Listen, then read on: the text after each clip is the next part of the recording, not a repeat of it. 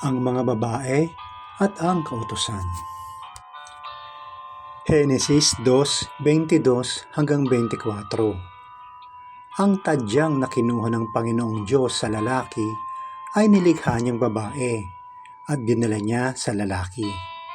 Sinabi ng lalaki, "Narito na ang isang katulad ko, buto na kinuha sa aking mga buto at laman na kinuha sa aking laman. Tatawagin siyang babae dahil kinuha siya mula sa lalaki."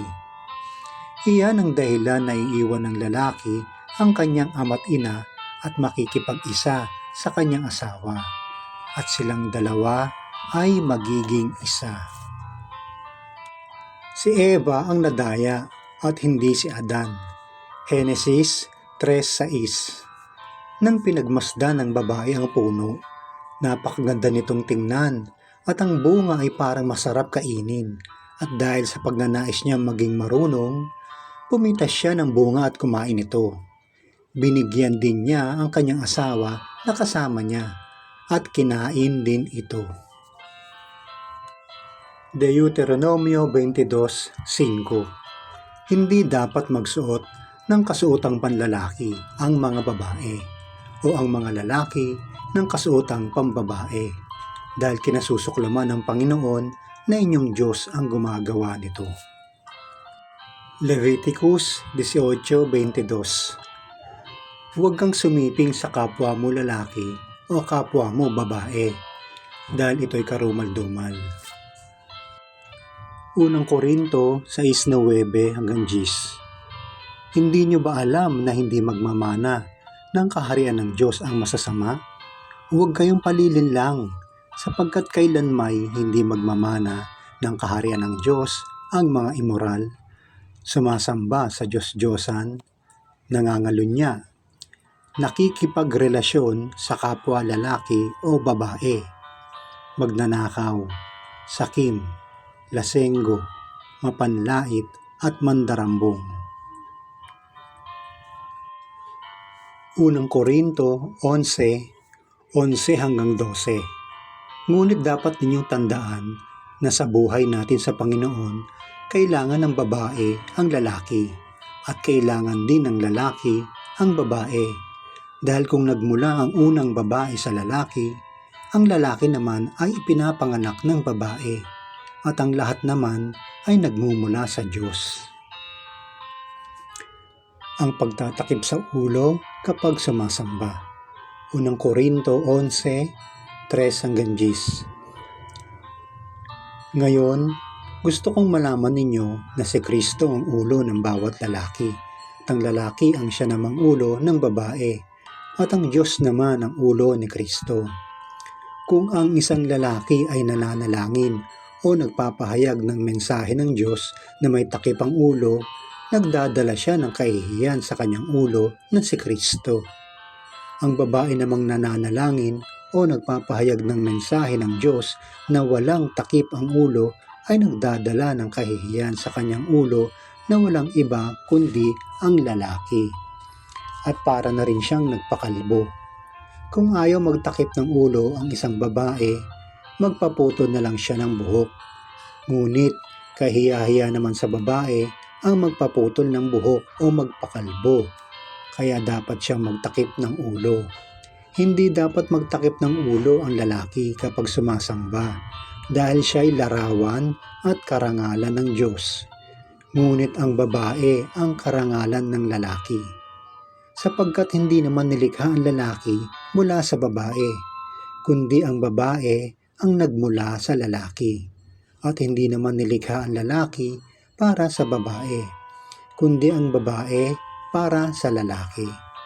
Kaya dapat magtakip ng ulo ang babae upang makita, maging ng mga anghel, na nagpapasakop siya sa kanyang asawa.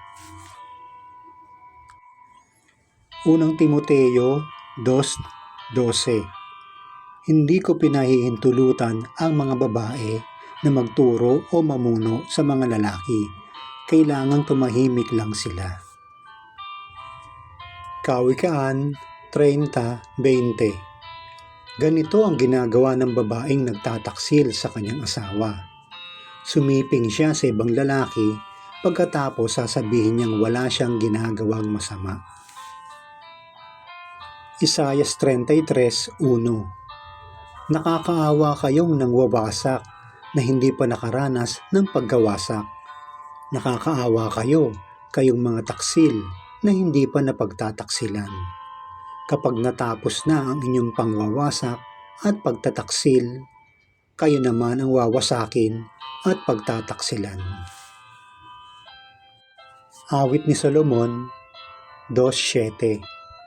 Kaya kayong mga dalaga ng Jerusalem, mangako kayo sa pamamagitan ng mga batang usa at gasela na hindi nyo pipiliting ang pag-ibig ay umusbong hanggat hindi pa dumarating ang tamang panahon.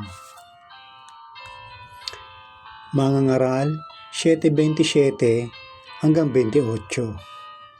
Sinasabi ko bilang isang mangangaral, iniisip kong mabuti ang bawat bagay sa paghahanap ko ng kasagutan sa aking mga katanungan.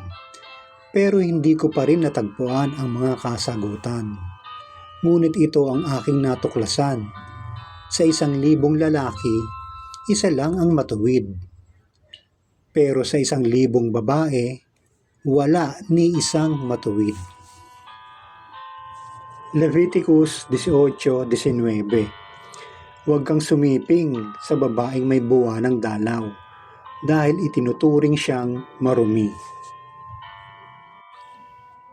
Kawikaan 31:30. Ang pagiging kaakit-akit ay mandaraya at ang kagandahan ay kumukupas. Ngunit ang babaeng may takot sa Panginoon ay dapat purihin. Unang Korinto 11:14 hanggang 15. Natural sa isang lalaki na maiksi ang buhok dahil kahiya-hiya kung mahaba ito. Ngunit karangalan ng babae ang pagkakaroon ng mahabang buhok sapagkat ipinagkaloob sa kanya ng Diyos ang buhok bilang pantakip sa kanyang ulo. Unang Pedro 3:3 hanggang 5. Kung gusto ninyong maging maganda, huwag sa panlabas lang tulad ng pag-aayos nyo ng buhok na nilalagyan ng mamahaling alahas at pagsusuot ng mamahaling damit. Sa halip, pagandahin ninyo ang kalooban nyo, ang mabuting pag-uugali na hindi nagbabago. Maging mainihin kayo at maging mabait. Ito ang mahalaga sa paningin ng Diyos. At ito ang ginagawa ng mga babaeng banal noong unang panahon. Nagpapaganda sila sa pamamagitan ng pagpapasakop nila sa kanilang asawa. Ang mga babae ay inuutusan ng Diyos na magpaganda ng kanilang kalooban at maging mahinhin. Hindi dapat magsusuot ng damit pang lalaki ang mga babae. Ang pagkakaroon ng mahabang buhok ay karangalan ng babae at ito ang kanilang pantakip sa ulo sa kanilang pananalangin sa Diyos. Inuutusan ng Diyos sa mga babae na magpasakop sa kanilang asawang lalaki tulad ng pagpapasakop nila kay Kristo na siyang ulo ng iglesia. Ang babaeng may asawa na lumalaban, laging kumukontra, hindi sumusunod sa kanyang asawa kahit tama o may katuwiran naman ang sinasabi o inuutos ng kanyang asawang lalaki, ay hindi sa asawang lalaki unang nagkakasala o lumalaban, kundi sa Diyos siya lumalaban dahil ang Diyos ang nag-uutos sa kababaihan na igalang at magpasakop sila sa kanilang asawang lalaki. Ang babaeng may angas o nangaandar ng asawa ay hindi tatanggap ng kaligtasan kundi kaparusahan dahil sa kanyang pagiging masuwayin sa utos ng Diyos. Hindi pinahihintulutan ng Diyos sa mga babae na mamuno sa mga lalaki. Sa pagtitipon at sa pananalangin dapat silang tumahimik. Hindi dapat makipagrelasyon ng mga babae sa kapwa nila babae at lalong kasalanan sa Diyos ang pakikipagtalik ng babae sa kapwa nila babae. Ibinigay ng Diyos sa lalaki ang babae. Silang mahihina, kaya dapat pahalagan ito ng mga babae sa pamamagitan ng pagpapakita ng kanilang pagpapasakop sa lalaki. Kabaitan, at kagandahang loob sa lahat ng panahon. Naway naliwanagan ang mga nakikinig sa paksang ito tungkol sa mga babae. Hanggang dito muna po tayo at patuloy sana kayong sumubaybay sa susunod na paksa dito sa Samba. Ang lahat ng kapurihan, karangalan, kapangyarihan at pasasalamat ay sa Diyos lamang. Amen. Muli po, ako si Bradmel, ang inyong lingkod dito sa Samba. Salita'y alalahanin, magandang balita ang kinin. Puri ng Diyos magpakailanman. Maraming salamat po sa inyong lahat.